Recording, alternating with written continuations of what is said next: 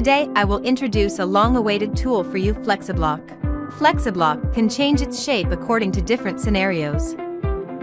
Flexiblocks are similar to dynamic blocks, so those familiar with dynamic blocks can start using them immediately.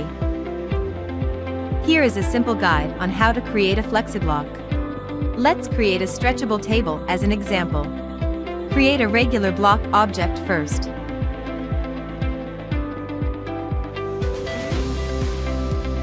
Then, open the block editor panel and find the parameters and actions buttons.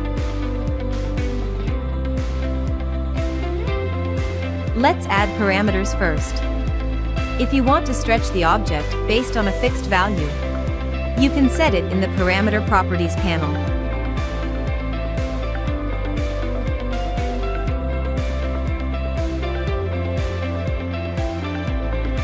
Then add actions, select the object you want to stretch and save the block reference.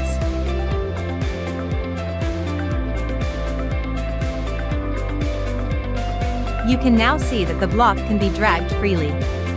However, the number of chairs doesn't change according to the length of the table. We can add the array action to the block.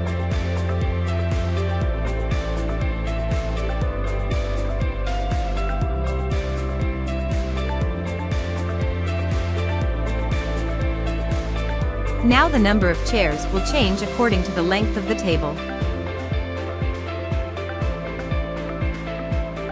Another feature is that dynamic blocks can be edited in ZWCAD now.